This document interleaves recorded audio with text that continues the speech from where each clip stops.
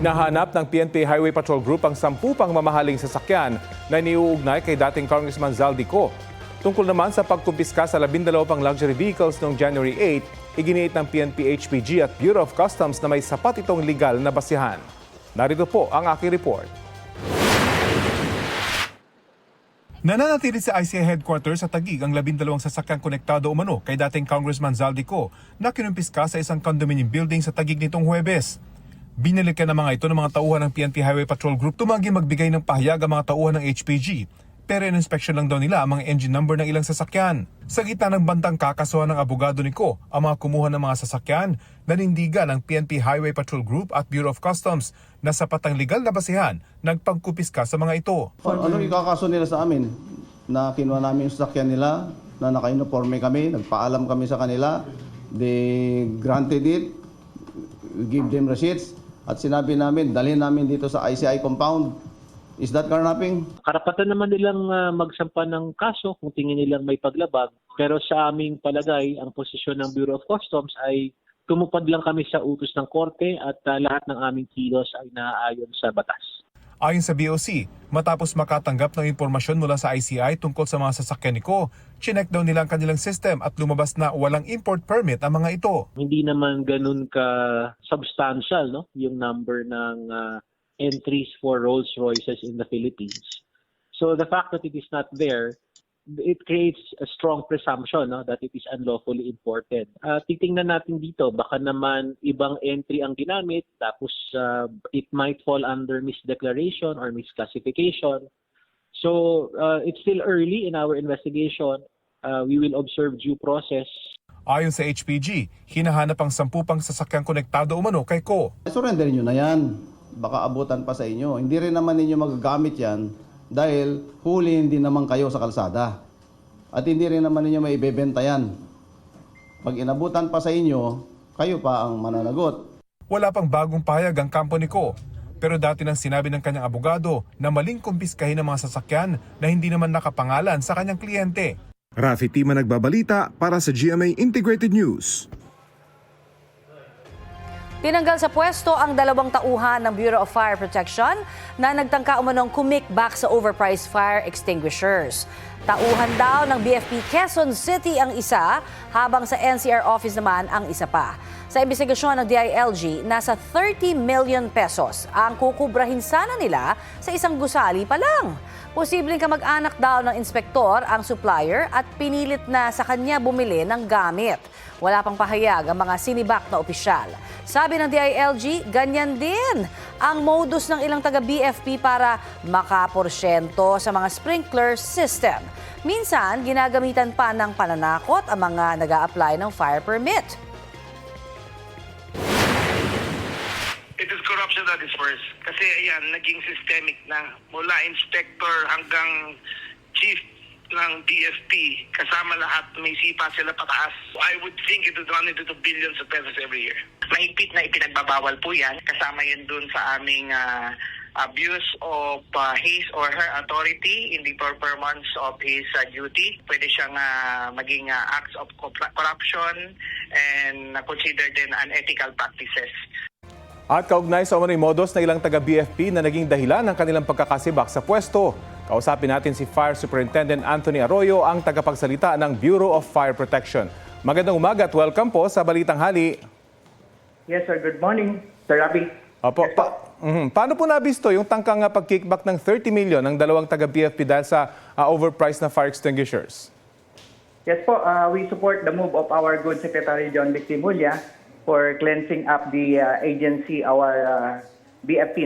Kaisa kami at this aligns with our agency's integrity monitoring and internal cleansing program.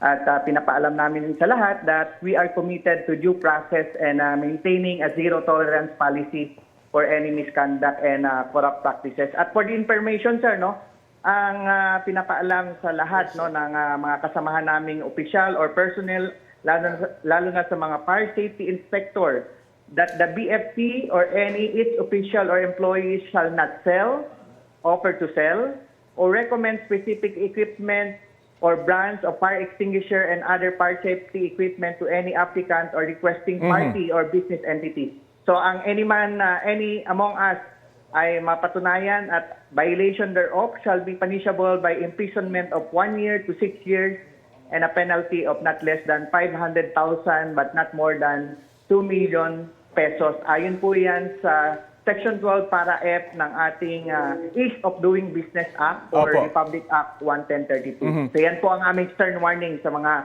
tiwaling opisyal na kasamahan namin. Opo. Dito po sa particular na kasong ito, paano po ito nabunyag? Yes sir, ongoing po ang ating investigation dyan. Isa na nga dyan ay yung sa statement ng ating kalihim Secretary John Vic Rimulya at agaran po ang ginawang investigation ng National Headquarters sa pangunguna ng Internal Affairs Service namin at saka yung Directorate for Intelligence and Investigation. At may other agency pa po ang in parallel investigation. They are also conducting investigation. At kailangan pa namin kumalap po ng mas matitibay na ebidensya kung sadyang totoo ang alleged kickback sa modus na ito. Opo, ano pong reaksyon ng ahensya doon sa sinabi ng kalihim na hanggang sa taas ay posibleng nakinabang dito? Pwedeng billion daw yung kinikita rito. Ano pong reaksyon nyo riyan? Yes sir, we stand firm po na talagang we trust the yung corruption allegation na yan mentioned by our secretary ay talagang represent betrayal of public trust and waste of taxpayer money and intended for public safety. So acknowledging that the secretary has gathered evidence and plans to file cases against involved individuals, we will fully support this process. Opo, pero would you acknowledge po na hindi na ito bago? Itong ganitong modus, may mga ganitong kaso na sa mga nakaraan, may mga kinasuhan at may mga aligasyon pa. Bakit po kaya hindi po ito nasa wata hanggang ngayon? Yes sir, patuloy po ang ating internal cleansing dyan at part nga ng ating integrity monitoring. Ang amin lang pakiusap sa mga naging biktima, sa ating mga aplikante ng mga any related scenarios ay dumulong at makipag-ugnayan sa aming tanggapan para makakuha kami ng concrete evidence to really file necessary charges. Kasi kami sir ay talagang seryoso laban sa anumang katiwalian at patuloy kaming nakikiusap nga na makipagtulungan sa aming tanggapan.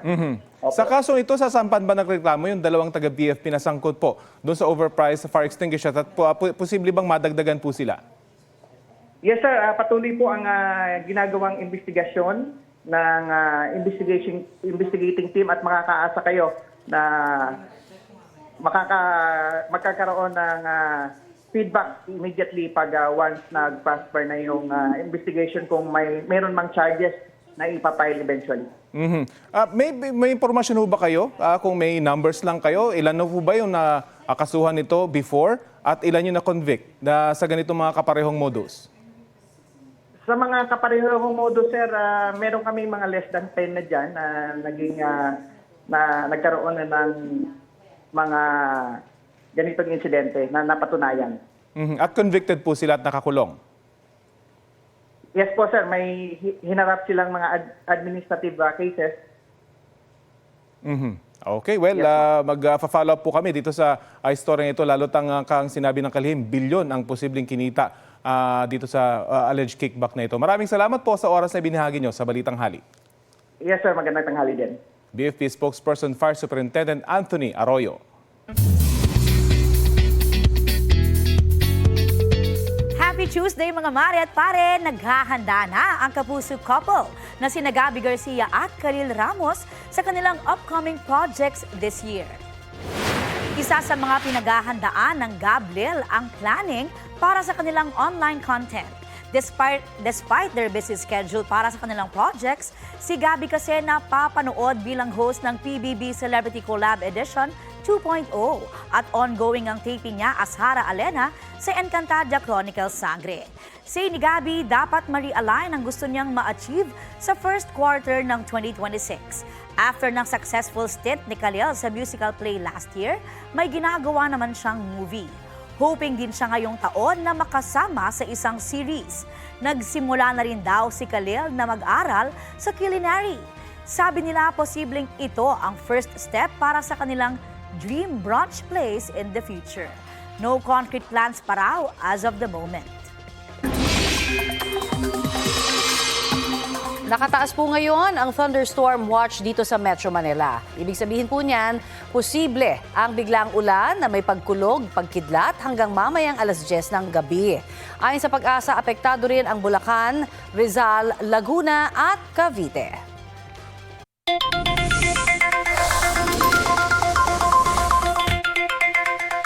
Tuloy-tuloy ang pagpasok ng imported na bigas sa bansa mula nang alisin ng pamahalaan ang pansamantalang ban dito nito pong January 1. Sa Dagupan, Pangasinan, 15 sako ng tig 50 kilo ng imported rice mula sa Malaysia ang dumating sa isang stall doon.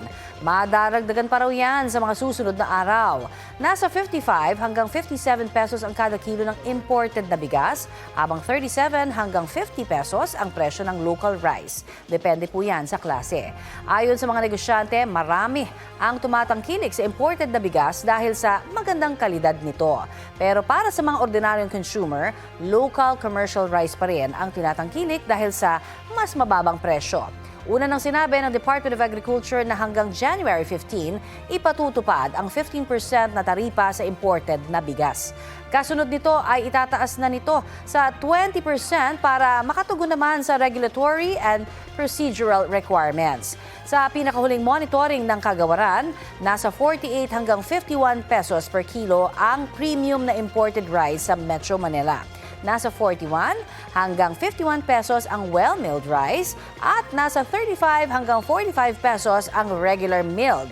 Ang lokal na bigas naman nasa 43 hanggang 60 pesos ang kada kilo ng premium.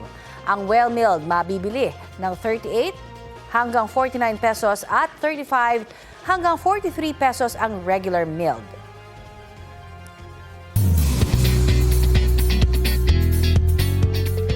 Abisala mga mare at pare, the holiday is over pero hindi pa para sa cast ng Encantadia 2016. Nagka-mini reunion ng mga bida ng Kapuso serye kasama si Direk Mark Reyes. Present sa post-holiday dinner, sina Amihan Kylie Padilla, Muros Carlo Gonzalez, Marika Cheska Inigo at Akil Rocco Nasino. Naroon din sina Pirena Glyza de Castro, Danaya, Sanya Lopez at Lira Mikey Quintos na napapanood pa rin sa Encantadia Chronicles Sagre. Dumalo rin sa gathering si Alena Gabi Garcia. Pinusuan ng Encantadix ang kanilang pictures. Speaking of Sangre, kaabang-abang sa episode mamayang gabi ang pagsubok ni Bathalang Gargan played by Tom Rodriguez sa mga bagong tagapangalaga ng mga brilyante. 8:05 p.m. yan sa GMA Prime at Kapuso Stream at may delayed telecast dito sa GTV ng 9:45 p.m.